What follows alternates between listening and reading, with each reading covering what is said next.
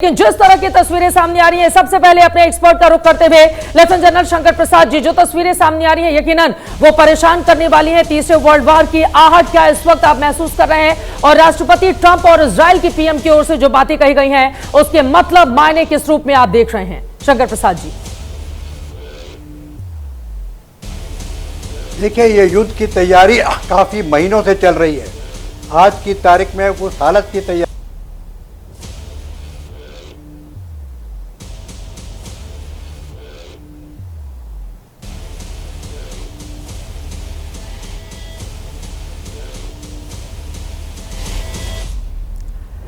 किसी वजह से आपकी आवाज नहीं आ रही है। संजय मेश्राम जी, सीधे आपके पास आते हुए यही सवाल आपसे भी, जिस तरह की तस्वीरें हैं वो क्या बयां करती हैं, इसका संदेश संकेत किस तरह के बहुत बड़े खतरे की ओर इशारा करता हुआ? संजय मेश्राम जी, पहली बात हमें क्लियर होना चाहिए कि इजराइल और अमेरिका ये युद्ध के लिए बहुत दिनों से तैयार कर रहे थे, तैयारी थी, और ईरान को भी बहुत समय मिल गया था वो तैयार करने के लिए। लेकिन लड़ाई में एक साइड होती है जो पहल करती है, जो इनिशिएटिव होता है। इनिशिएटिव किसके पास था? इनिशिएटिव अमेरिका और इजराइल के पास था, तो उनके पास चॉइस ऑफ ओन चूजिंग थी, जो उन्होंने आज डेट और समय चुना। अब ईरान ने क्या कर रहा है? ईरान काउंटर कर रहा है, और इजराइल और अमेरिकन ट्रुप्स ने पूरा असेसमेंट और एस्टिमेट किया था, और ईरान के सुप्रीम लीडर के भी स्टेटमेंट थे कि हम इसको एनलार्ज कर देंगे, पूरा रीजन में कर देंगे। और आपने देखा है किस प्रकार तमाम यूएस बेसिस पे अटैक किए गए हैं।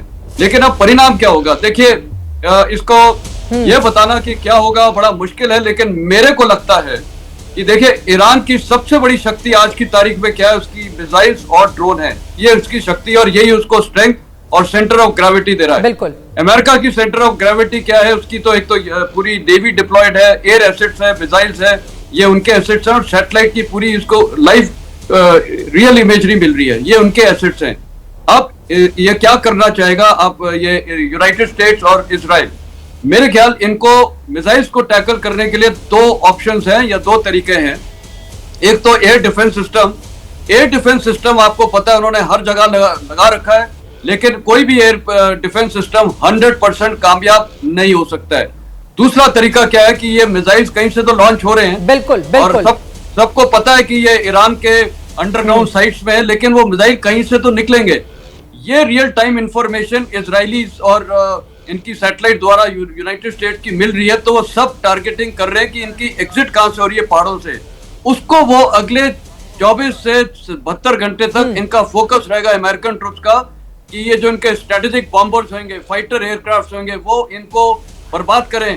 तो मिसाइल्स को नहीं डिस्ट्रॉय कर पाएंगे ये सारे, लेकिन उनके लॉन्चर्स और जो साइट जहां से निकलेंगे उसको बर्बाद करके, तो तब ये इनकी कोशिश रहेगी कि इनको वीकन करना। और जिस दिन ईरान की ये वाली शक्ति कम हो जाए, तो मेरे ख्याल फिर युद्ध का पलड़ा भारी यूनाइटेड स्टेट्स और इजराइल का हो जाएगा। और उस स्टेज पे फिर जब ये अमेरिका डिक्लेयर करेगा, बहुत बड़ी बात आपकी ओर से कही जा रही है, ये बहुत बड़ी जानकारी आपकी ओर से दी जा रही है। अपने बाकी मेहमानों के पास आएंगे, लेकिन अमेरिका को इतना ज्यादा ईरान क्यों खटकता है उसके बारे में भी जल्दी से दर्शकों को हम जानकारी दे देते हैं। आपको बताते चले, ईरान पर गुप्त रूप से परमाणु बम बनाने के आरोप बार बार अमेरिका की ओर से, राष्ट्रपति ट्रंप की ओर से लगाए जाते हैं। ईरान अमेरिका के पेट्रो डॉलर सिस्टम को चुनौती देता है, जिसकी वजह से ईरान इतना ज्यादा खटकता रहता है। और क्षेत्रीय वर्चस्व की बात करें तो मध्य पूर्व में कई समूह अमेरिका के लिए चुनौती बने हुए हैं, और इसी वजह से बार बार आपने देखा होगा राष्ट्रपति ने जब से सत्ता संभाली है, ट्रंप ने अमेरिका के राष्ट्रपति के तौर पर लगातार वो ईरान को लेकर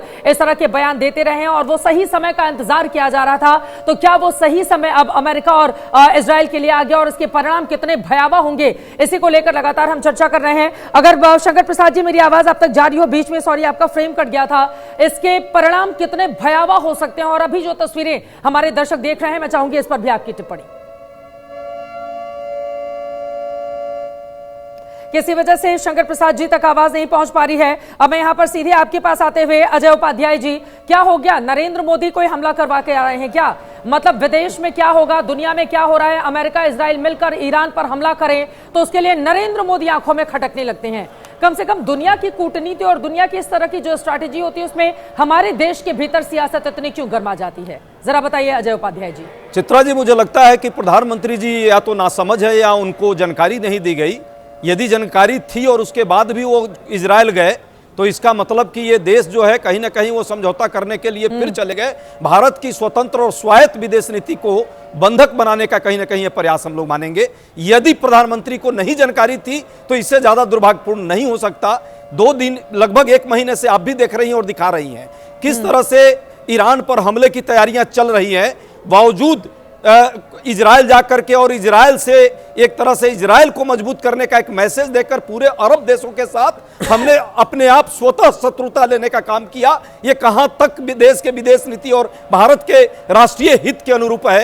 या ये हम माने कि क्या ईरान जो हमारा इतना वर्षों से पुराना दोस्त था, क्या उसको हम पूरी तरह से छोड़ करके हम अपने राष्ट्रीय हित को आगे बढ़ा रहे हैं? या हम ये माने कि अपने फाइल को मजबूत करने या फाइल जो फंसी हुई है उसके चक्कर में देश का प्रोफाइल मोदी जी बर्बाद करना चाहते हैं? नहीं, क्या करना चाहिए था? बता दें कांग्रेस पार्टी नरेंद्र मोदी को क्या करना चाहिए था? इजराइल से संबंधों को लेकर जब आप बैलेंस ऑफ पावर की बात करते हैं, मेरा सवाल सुनिए। देखिए, अंतर्राष्ट्रीय स्तर पर जो हो रहा है युद्ध कहीं से भी सही नहीं ठहराया जा सकता है, क्योंकि उसमें आम मासूम लोग मारे जाते हैं जिनकी कोई भी गलती नहीं होती है। कई बार हमने देखा है राष्ट्राध्यक्षों की हनक की वजह से, सनक की वजह से भी कई बार हमने युद्ध होते हुए देखा है दुनिया भर में, और डिफेंस स्टडीज की किताब में भी इसका विस्तार से जिक्र होता है। नरेंद्र मोदी को क्या करना चाहिए था? इजराइल जाने वाले पहले प्रधानमंत्री वो बने 2017 में, इजराइल की संसद को संबोधित करने वाले पहले प्रधानमंत्री बने वो। अगर हम बैलेंस ऑफ पावर की बात करते हैं या इस तरह के एक्ट की बात करते हैं, तो आप लोगों ने भी पहले सिर्फ एक देश को अख्तियार कर रखा हुआ था, दूसरे को छोड़ा हुआ था। तो आपको लग रहा है कि कम से कम कांग्रेस पार्टी का ये नैतिक अधिकार है? आप क्या दोनों देशों को लेकर एक साथ चलते थे? अजय उपाध्याय जी, जो आज नरेंद्र मोदी को नसीहत दे रहे हैं, इनको क्या करना था? चित्रा जी, अब पूरा उत्तर सुन लीजिएगा। नरेंद्र मोदी जी, यदि नेहरू जी से उनको दिक्कत थी, उनसे सीखने में उनको दिक्कत होती है, तो कम से कम वाजपेयी जी से सीख लेते। वाजपेयी जी ने उन्हीं के प्रधानमंत्री रहे हैं, किस तरह से भारत की विदेश नीति का संचालन करना है, डिप्लोमेसी कैसे चलाना है, हग जो एक तरह से लुका छिपी और एक तरह से धड़ाधड़गन कर रहे हैं, और ही और खिखी से विदेश नीति नहीं चलती है, डिप्लोमेसी। आपको यह समझना होगा कि सिर्फ ईरान पर यह हमला नहीं है, अरब देशों का एक दर्जनों ऐसे देश हैं जो भारत के साथ पुराने रिश्तों में रहे हैं। उन लोगों के साथ क्या हम एक तरफा चले जाएं इजराइल के कारण और उनसे दुश्मनी ले लें? ये भारत के हित में है क्या? ये भारत के हित में है? इजराइल के साथ खड़े हुए हैं। भारत ने कहा है क्या ऐसा? ना हमने रशिया और यूक्रेन के बीच युद्ध में कहा था अगर भारत के प्रधानमंत्री वहां जाते हैं तो दोनों ही तरफ हो जाते हैं। ऐसा नहीं है कि रशिया जाते हैं तो यूक्रेन को हाशिए पर छोड़ देते हैं। लेकिन हमारे देश की सियासत अजब गजब है। हमारे देश की सियासत अजब गजब है। वो अपने लिए राह देख लेती है। वो अपने लिए राह दे। क्या करना चाहिए था नरेंद्र मोदी को? क्या कर लेते नरेंद्र मोदी? अमेरिका को अगर हमला करना है तो क्या भारत रोक सकता है? आपको लग रहा है ऐसा? जिस देश को अगर भारत को पाकिस्तान पर हमला करना है तो अमेरिका रोक लेगा क्या हमें? जब हमला करना होगा भारत ये तय करेगा। तो अमेरिका को, इजराइल को जब जहां हमला करना है वो कोई तीसरा देश क्यों जाकर उसमें अपनी दादागिरी दिखाएगा? भारत 2 देशों 3 देशों अमेरिका का गुलाम नहीं है।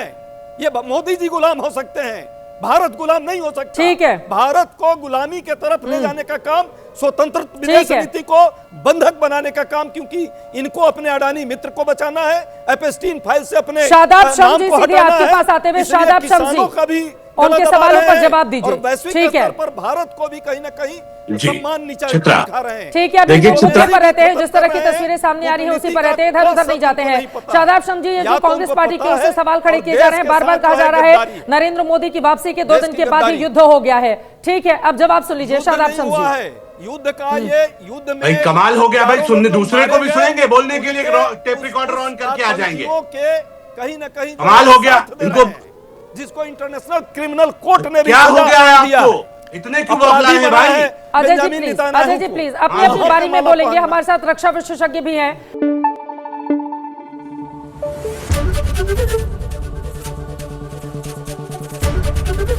एबीपी न्यूज आपको रखे आगे।